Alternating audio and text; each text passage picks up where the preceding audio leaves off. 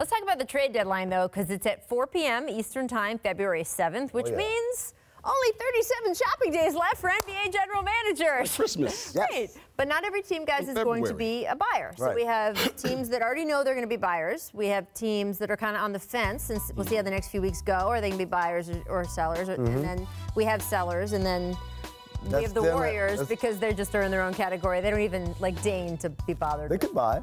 With a they could buy line, right? So let's talk about the Wizards, right? Because John Wall, huge news over the little break here from the jump, is going to undergo this surgery. Going to be out for the rest of the season. They weren't in the playoff seeding anyway, but they certainly, if you look at the trade they made a week or two earlier, thought they were going to make a run. They fancied themselves in the buyers category. Do you think that they are changing categories to becoming sellers now? I think they should be sellers. I don't think they think that way. I think they're an organization that thinks of themselves as flourishing under fire, right? And whenever things are kind of looking bad, they think, oh, that's when we play our best and all that. And, you know, then they have a lot of opportunities to play their best. Absolutely. But I think they think of themselves as not that far out of the playoff picture, so they probably will be buyers. What do you think? I agree. I think they will be buyers as well. And with the same reasons Amin just said. They don't think they're out of it. They are in the Eastern Conference, which has gotten a whole lot better and a lot more competitive over the last couple of seasons. But right now, they're about 9 games under 500. But again, this is one of those teams that, with that adversity, sometimes they do seem to pull it together and get it going. So they should be buyers.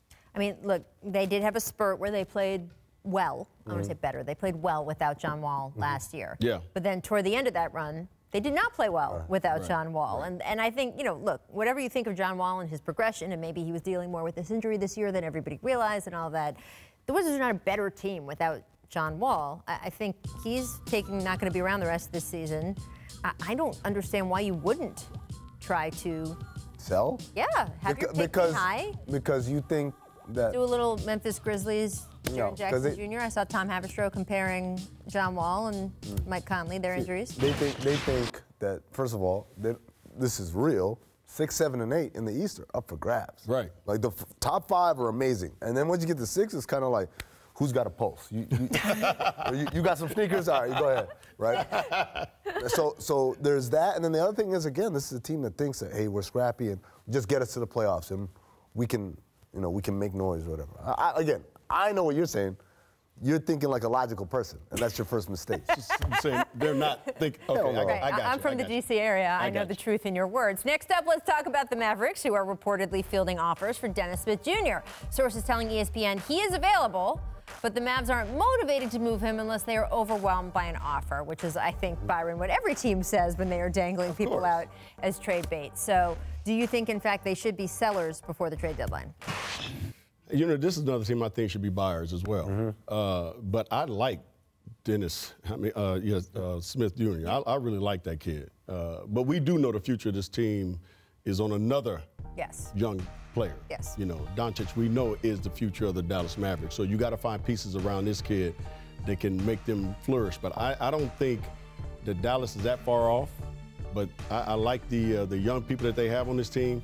But still, I think if they want to go to the next level, they have to be buyers in this one. Yeah, I think they're in the playoff conversation because they have the most lopsided, unimaginable home versus road thing. They have the best home record in the NBA. They have the worst road record in the NBA. They have a worse road record than the Phoenix Suns. Well, they lost twice at Phoenix. That's how bad they are on the road. That's hard. That ain't you. That's something else.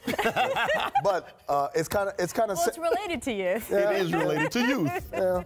I mean, Phoenix is young and they're better. They're better on the road. No, but here's the funny thing. It's a shame that the Luka Doncic and Dennis Smith combination isn't going to get a chance. It looks like to really flourish. I think those guys. The fact that he's being made available, does that mean there's more conflict there? No, I don't think it's conflict. I think does that mean that it's just that, hey, they figure this is the highest they can sell, sell high while they can? I think if you give Mark Cuban the truth serum, he's gonna say, Luka Doncic is untouchable. Yes. Everybody else here can go. Yeah. And if it makes our team better, we'll do it. And so I think. Are you just leaving Dirk off that list because nobody? No one wants Dirk.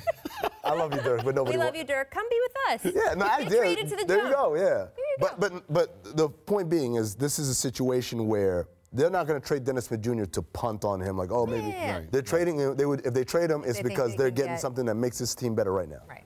Well, there you go. We will discuss this much more in the weeks ahead on The Jump. I want to get like a fancy new board for the set here. Buyers and sellers? We have plans here at The Jump, so stay tuned for that.